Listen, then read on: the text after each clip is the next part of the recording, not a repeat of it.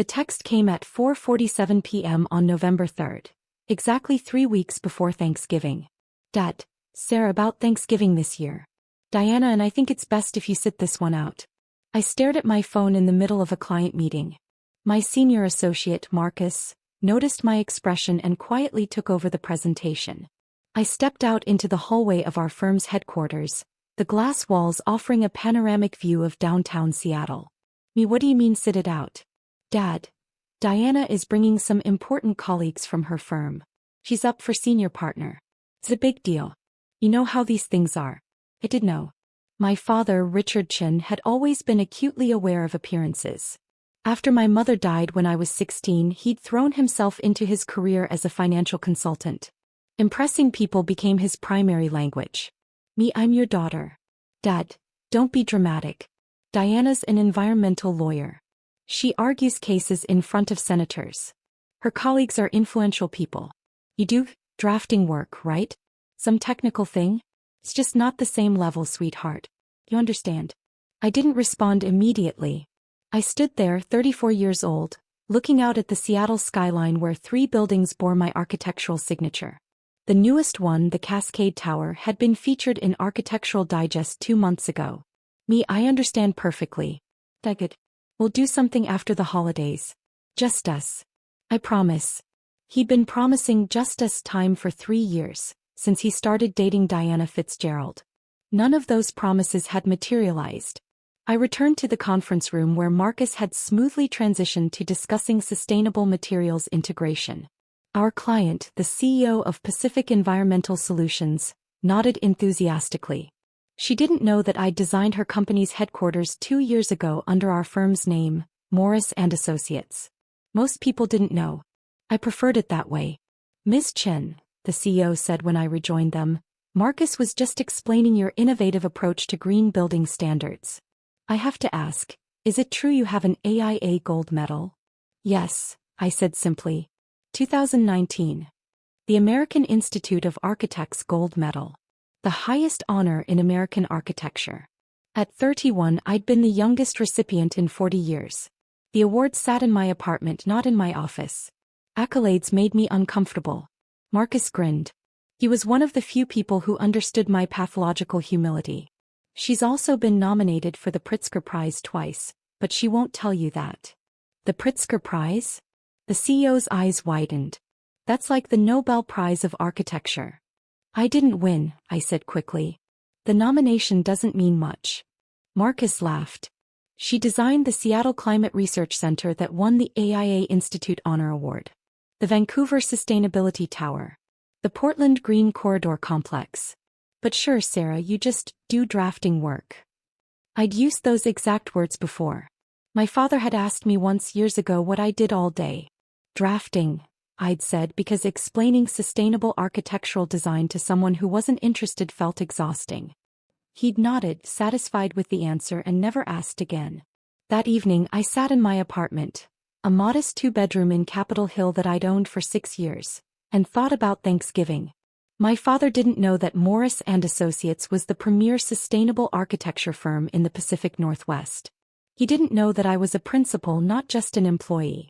He didn't know that I'd been featured in Architectural Record, that I'd given a keynote address at the International Green Building Conference in Geneva, or that I consulted for the UN on sustainable urban development.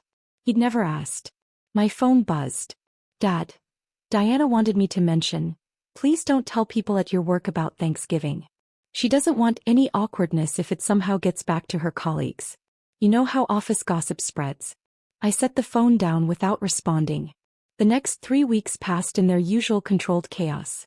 I had 4 major projects in development: a corporate headquarters in San Francisco, a mixed-use development in Portland, a university research facility in Vancouver, and the project I cared about most, a low-income housing complex in Seattle's Central District that would set new standards for affordable, sustainable living.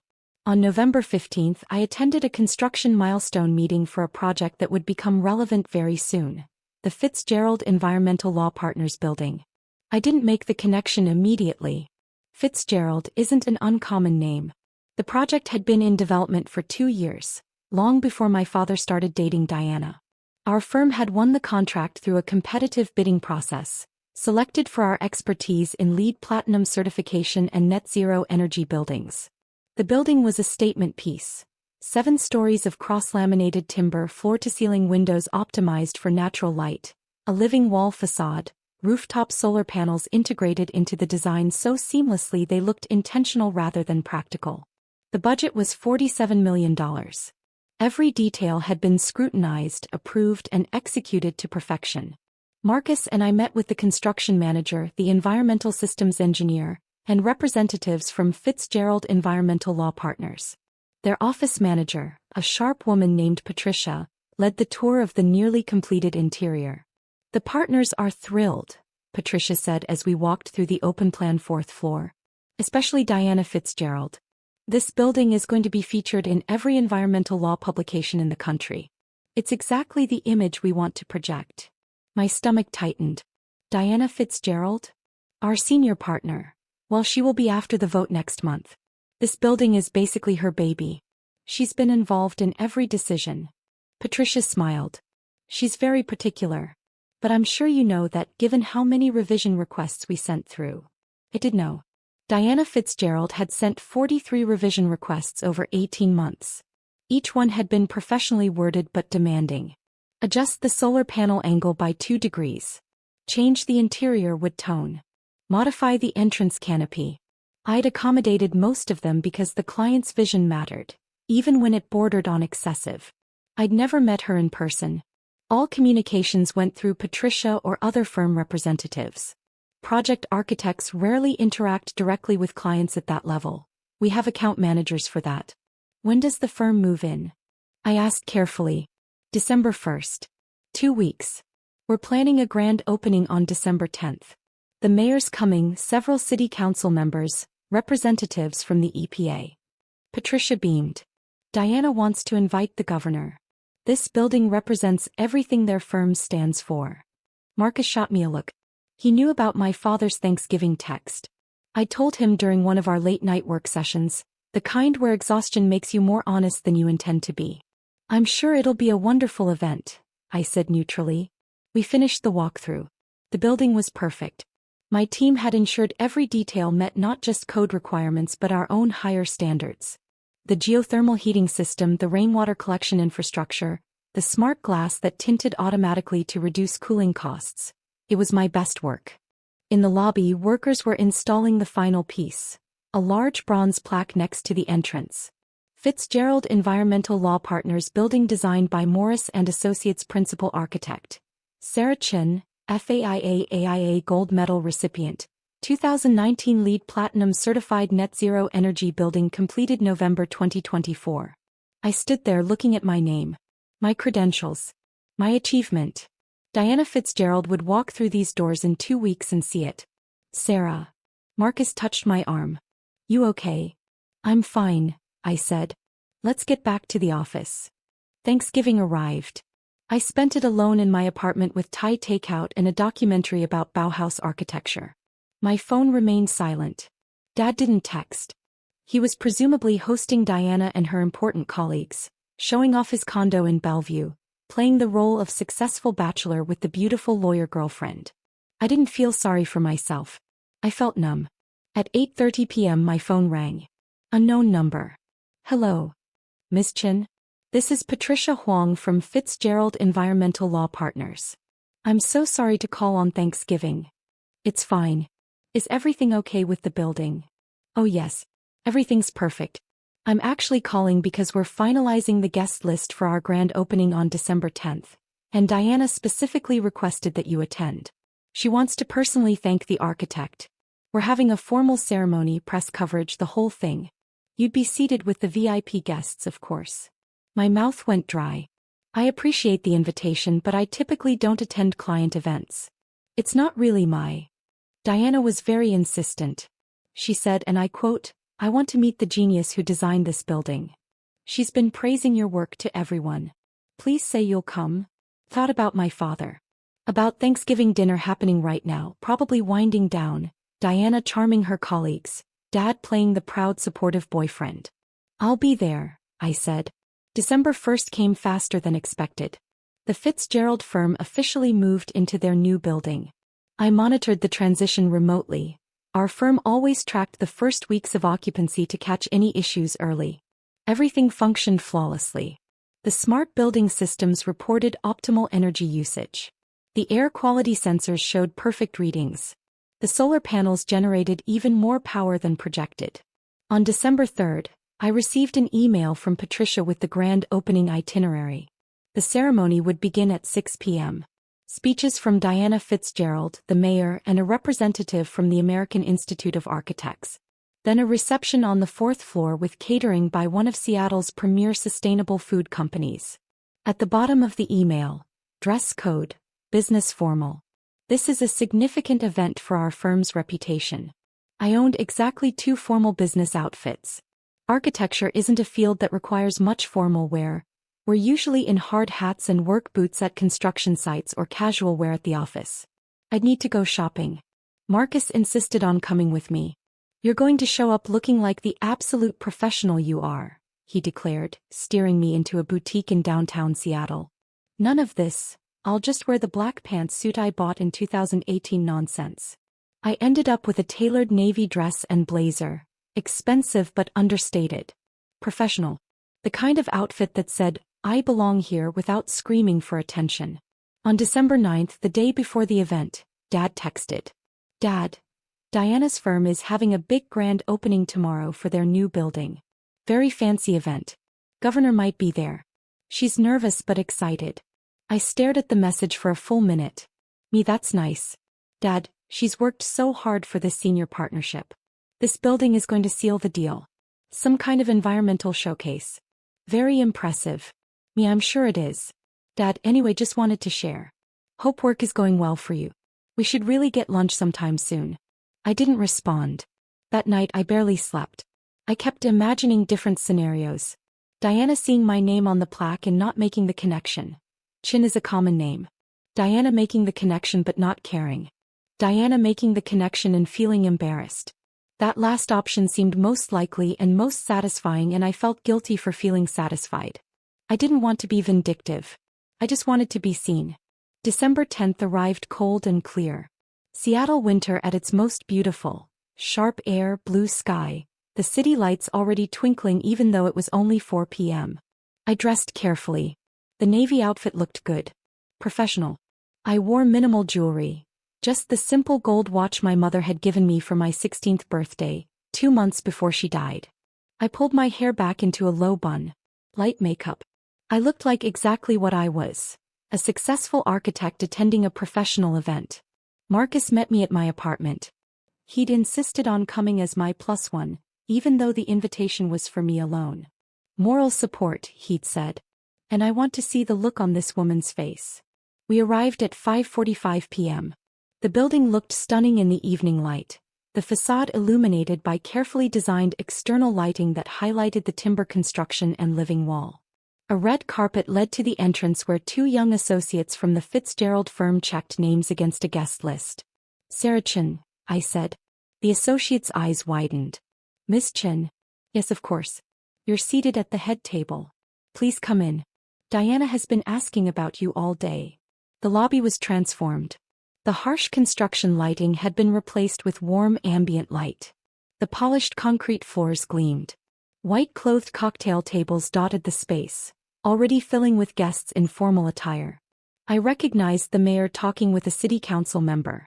Several faces from the Seattle architecture community. Press photographers moving through the crowd. And there, near the center of the lobby, stood my father and Diana Fitzgerald. Diana was tall, mid-40s, with perfectly highlighted blonde hair and the kind of polished appearance that came from years of courtroom presentations. She wore a deep green dress that probably cost more than my entire outfit. She laughed at something the mayor said, touching his arm lightly, the perfect political gesture. My father stood beside her, beaming. He wore a suit I'd never seen before. Expensive, perfectly tailored. He looked proud. Happy. He hadn't seen me yet. Marcus touched my elbow. You want to get a drink first? Yeah. We moved to the bar set up along the side wall. I ordered a gin and tonic, though I had no intention of drinking much. I needed to stay sharp. Sarah Chen. I turned.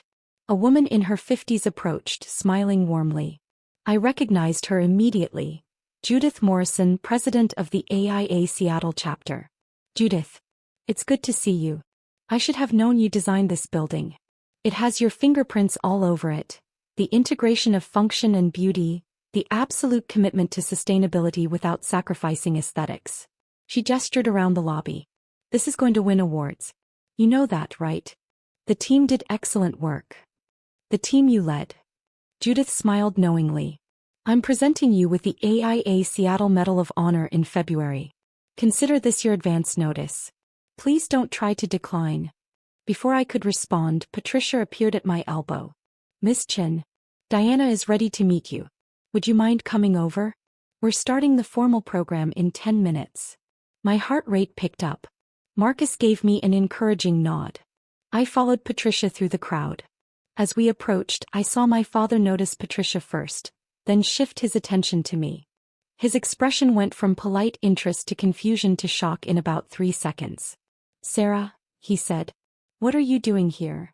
Diana turned, her professional smile in place. Richard, you know Miss Chen? This is my daughter, Dad said, still looking confused. Sarah, what? Your daughter. Diana's smile faltered slightly. I don't understand. Miss Chen is the architect who designed our building. The silence that followed lasted maybe 3 seconds but felt like an hour. Diana looked at me. Really looked at me. Then at the bronze plaque on the wall 10 feet away. Then back at me. You're Sarah Chen, she said slowly. The Sarah Chen. Principal architect at Morris & Associates. AIA Gold Medal recipient. Yes, I said simply. My father's face had gone pale. You designed this building? I led the design team, yes. Diana's expression cycled through several emotions rapidly. Confusion, realization, embarrassment, horror. But Richard said you worked in drafting. He said it was technical work. Administrative. I do drafting, I said. That's part of architecture. Among other things. The mayor chose that moment to join our group. Diana, wonderful event. And you must be Sarah Chen. I've been looking forward to meeting you. The Climate Research Center you designed has been instrumental in our city's sustainability initiatives. He extended his hand. I shook it. Thank you, Mayor Harrell. Your work on affordable housing is exactly what Seattle needs right now. I understand you're developing a project in the Central District. Yes. We're hoping to break ground in March. Excellent, excellent. Diana, you picked the best architect in the city. He clapped Diana on the shoulder and moved on to greet other guests. Diana stood very still. Her carefully maintained composure was cracking at the edges. My father looked like he wanted the floor to swallow him whole. I think, Diana said carefully, Richard and I need to have a conversation. Excuse me. She walked away quickly, heading toward the back hallway that led to the firm's private offices. My father followed, his shoulders hunched in a way I'd never seen before. Marcus appeared at my side. Holy shit, he whispered. That was better than I imagined. Patricia returned, oblivious to the tension. We're ready to start. Miss Chen, you're at the head table right up front. The ceremony began at 6:15 p.m. I sat at a table near the podium with Judith Morrison, 2 city council members, the AIA representative and the construction company CEO. My father and Diana were nowhere to be seen. Patricia gave opening remarks, thanking everyone for coming. Then Diana was supposed to speak, but Patricia had to improvise. Diana has been temporarily detained with an urgent matter. While we wait, I'd like to invite our architect, Sarah Chen, to say a few words about the building. This wasn't planned. I hadn't prepared anything. But I stood and walked to the podium anyway. 200 faces looked at me expectantly. Press cameras focused in my direction. Thank you all for coming tonight, I began. My voice came out steady. This building represents 2 years of collaboration between Morris & Associates, Fitzgerald Environmental Law Partners, the construction team at Patterson Construction, and dozens of engineers, consultants, and craftspeople. Our goal was to create a space that embodied environmental law in its very structure. A building that doesn't just house environmental advocates but demonstrates environmental stewardship in every material choice, every system, every design decision. I talked about the cross-laminated timber that sequestered carbon rather than releasing it. The geothermal system that eliminated fossil fuel heating. The rainwater collection that reduced municipal water demand by 70%. The solar panels that generated 105% of the building's energy needs. I didn't talk about the 43 revision requests. I didn't mention that I'd never met Diana before tonight. I kept it professional, focused on the work. When I finished, the applause was genuine and warm. I returned to my seat. 5 minutes later, Diana emerged from the back hallway. She'd reapplied her makeup, but her eyes were red. She walked to the podium with her shoulders back, every inch the senior partner she aspired to be. "Thank you all for your patience," she said, her voice only slightly tight. "Tonight is about celebrating a building that represents everything our firm stands for. And I'd like to take a moment to specifically recognize the brilliant architect who brought our vision to life, Sarah Chen." She gestured to me. More applause. I nodded slightly. Diana continued her speech, hitting all the planned points about environmental law, sustainability, the firm's commitment to practicing what they preach. She was good at this, polished, persuasive, compelling. I could see why she was up for senior partner. But she kept glancing at me. And I noticed she never mentioned my father, who had reappeared and was sitting at a table in the back corner, looking miserable. After Diana, the mayor spoke. Then the AIA representative gave brief remarks about sustainable design. Then Patricia announced that the reception was open and invited everyone to the 4th floor. I tried to slip out quietly. I'd fulfilled my obligation. I'd attended the event, been recognized, represented my firm professionally. Now I could leave. "Sarah, wait." Diana's voice. I turned. She stood alone, her colleagues already heading upstairs to the reception. Up close, I could see the strain on her face. "Can we talk?" she asked. "Privately." I hesitated, then nodded. She led me to a small conference room off the main lobby. We sat across from each other at a table designed for 8. "I owe you an apology," Diana said. "Several apologies, actually. But first, why didn't you tell me? When I sent all those revision requests, when we communicated through Patricia, why didn't you ever mention that you were Richard's daughter?" "You never asked," I said. "And it wasn't relevant to the project. You were the client. I was the architect. Our personal connections don't matter when we're working." "But if I'd known, what would have changed?" I asked. "Would you have treated the project differently? Would you have sent fewer revision requests?" Diana flinched. "Probably not. But I would have. I would have at least acknowledged who you were. The way you acknowledged me at Thanksgiving?" Her face went red. "Richard told me tonight that he uninvited you from Thanksgiving. He said he told you I thought you weren't, that your work wasn't." She closed her eyes. "I didn't ask him to do that. He did it on his own, trying to impress me. Trying to make everything seem perfect. He told me you were too important to meet someone who did drafting work." "I'm so sorry." Diana's voice cracked slightly. "I had no idea. He talked about you sometimes, but he always said you worked in some technical field he didn't really understand. I assumed you were, I don't know, an IT person, a CAD operator. I never imagined that his daughter designed the building you're using to secure your partnership." Diana laughed, but it was bitter. "The irony isn't lost on me. I've been bragging about this building for months, showing pictures to everyone, telling them about the brilliant architect who designed it. And the entire time Richard was sitting next to me, nodding along, never once mentioning that the architect was his daughter." "He didn't know," I said. "I never told him what I actually do. He never asked." Diana looked at me for a long moment. "That's worse somehow. That he never asked." We sat in silence. From upstairs I could hear the reception in full swing. Music, laughter, the hum of successful networking. "I need to end it with Richard," Diana said finally. "I can't be with someone who treats their child like that. Who's so self-absorbed that they don't even know their own daughter is one of the most accomplished architects in the region. And who tried to hide you from me to make himself look better." She stood. "For what it's worth, this building is magnificent. You're extraordinarily talented. And I'm horrified that I participated even unknowingly in diminishing you." She left the conference room. I sat there alone for another minute, processing. When I emerged, Marcus was waiting in the lobby. "Ready to go?" "Actually," I said, "I think I'll stay for the reception. We should celebrate the project. The team deserves it." We headed upstairs. The fourth floor was packed with people admiring the open workspace design, the natural light, the living wall visible through the windows. Several colleagues from other architecture firms found me and offered congratulations. Judith Morrison introduced me to the governor, who'd arrived late. At 8:30 p.m. I saw my father standing alone near the windows, holding an untouched glass of wine. I walked over. "Sarah," he said immediately. "I don't know what to say. You could start with the truth. When did you realize?" "Tonight. When Diana said your name. And then I saw the plaque and I thought there must be some mistake. That couldn't be my daughter." He laughed, but there was no humor in it. "I'm an idiot." "Yes," I agreed. He flinched.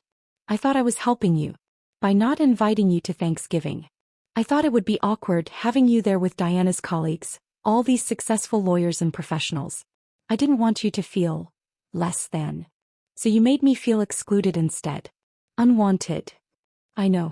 Diana's already told me how badly I screwed up. She's ending things with me." He looked at me with something that might have been desperation. "She called me 7 times tonight after she found out." I stopped answering after the third one because I couldn't handle hearing how disappointed she was in me. How could I not know? How could I not ask? What kind of father doesn't know what his daughter does? "The kind who stopped paying attention 16 years ago when Mom died," I said quietly. His face crumpled. "That's not fair. Isn't it? When was the last time you asked me about my work? My life? Anything beyond surface-level pleasantries?" I don't know. I won an AIA gold medal 3 years ago, Dad. The highest honor in American architecture. I was the youngest recipient in 40 years. I gave an acceptance speech in front of 800 people. You weren't there. You didn't even know about it. You didn't invite me. I sent you an invitation. You said you were busy with a client conference in Phoenix. You said you'd take me to dinner to celebrate when you got back. We never went to dinner." He stood there silent because there was nothing he could say to that. "I designed 3 of the buildings you can see from your condo in Bellevue," I continued. "I've been featured in Architectural Digest, Architectural Record, Dwell magazine. I consult for the United Nations. I have a waiting list of clients 2 years long. And you thought I did drafting." "I'm sorry," he whispered. "I know you are. But sorry doesn't fix 16 years of not seeing me." I walked away. Marcus met me near the elevator. "You okay?" he asked. "Yeah," I said. "I really am." The story broke in the Seattle Architecture Press the next day. Not about my father. That was private. But about the Fitzgerald Building, the young female architect, the innovative sustainable design. The Seattle Times ran a feature. The architecture blogs picked it up. By the end of the week, I'd received interview requests from 6 national publications. Diana Fitzgerald sent me a formal email thanking me for my work and requesting permission to use images of the building in the firm's marketing materials. She included a personal note at the bottom. "I ended things with Richard. He needs to figure out how to be a better father before he tries to be anyone's partner. I hope someday you can forgive him. More importantly, I hope you continue to create buildings that make the world better. You're exceptional." My father called me 4 times in the following week. I didn't answer. On the 5th call I did. "Sarah," he said. "I've been doing a lot of thinking." "Good. I want to start over. Not erase what happened, I know I can't do that. But start building something new. If you'll let me." "What does that look like?" I asked. "I don't know yet. Maybe you could tell me about your work. Really tell me. I could come to your office, see your projects, meet your colleagues. I could learn who you actually are instead of who I assumed you were." "That's going to take time, Dad." "I know. I have time. However long you need." We talked for another 20 minutes. It was awkward, halting, filled with long pauses. But it was a start. 3 weeks later he came to my office. Marcus gave him a comprehensive tour while I was at a site visit. When I returned, Dad was sitting in our conference room looking at the wall where we displayed images of completed projects. "You built all of these?" he asked. "Led the teams that built them, yes." He walked closer to the images. The Climate Research Center. The Vancouver Sustainability Tower. The Fitzgerald Building. The Affordable Housing Project renderings. "Your mother would be so proud," he said, his voice thick. "I know," I said. "I wish she could see them." She always said you saw the world differently than everyone else. That you could look at empty space and see possibility. He turned to me. I should have paid attention. I should have looked. You're looking now. It wasn't forgiveness. Not yet. But it was something. 6 months later, I attended the AIA National Convention in Washington, D.C. The Fitzgerald Building won the COTE Top 10 Award for Sustainable Design. I accepted the award on stage in front of 3,000 architects from around the world. My father was in the audience. I'd sent him an invitation and this time he came. After the ceremony he found me in the crowd. I'm proud of you, he said. I should have said that years ago. I'm saying it now. Thank you, I said. Diana was right to end things with me. I wasn't worthy of her. And I wasn't worthy of being your father. He paused. I'm trying to be better. I'm trying to be someone who deserves to be in your life. You're my father, I said. You're already in my life. The question is what kind of relationship we build from here. I'll take whatever you're willing to give me. We had lunch the next day. And the week after that. And slowly, carefully we started building something new. Not the relationship we'd had before Mom died. That was gone and we both knew it. But something different. Something based on seeing each other clearly. He started reading about architecture. He asked questions about my projects.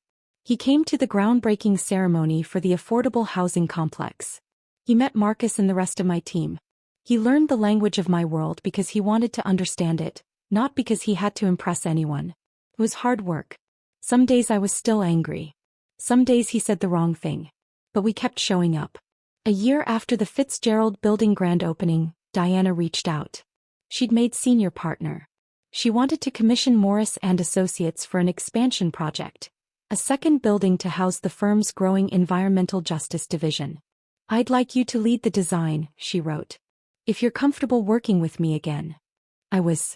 The expansion project was even more ambitious than the first building. And this time when we met to discuss the vision she asked about my family, about my father, about whether things had gotten better. They're better, I said. Different but better. Good. He didn't deserve you, but maybe he'll grow into someone who does. The second building broke ground in spring. My father attended the ceremony. He stood with Marcus and my team watching the excavators begin their work and he looked proud. That Thanksgiving, the first Thanksgiving after the Fitzgerald Building opened, Dad called me in early October. I'm hosting Thanksgiving this year, he said. Just us. I'm cooking. And I'm probably going to ruin the turkey, but I'm trying. Will you come? What about Diana? I asked. She moved to Portland. Took a position with a firm there. We're friendly but we're not together. This is about us, Sarah.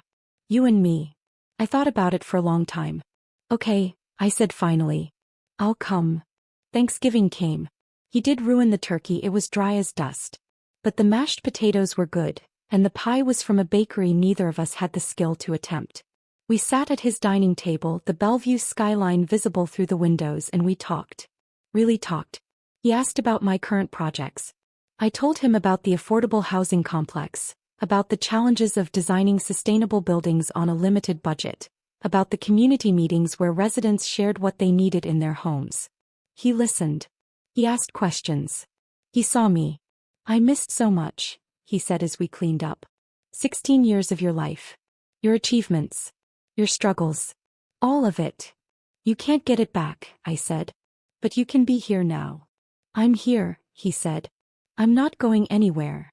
We stood at his sink washing dishes together, and I realized this was what I'd wanted all along. Not grand gestures or dramatic apologies. Just this. Someone paying attention. Someone seeing who I actually was. The Fitzgerald Building stood downtown, its bronze plaque catching the city lights. My name. My achievement. My proof that I existed in the world as something more than someone's overlooked daughter. But here in my father's kitchen washing dishes and making awkward conversation, I found something the plaque couldn't give me. The beginning of being seen by someone who should have been looking all along. It wasn't a fairy tale ending.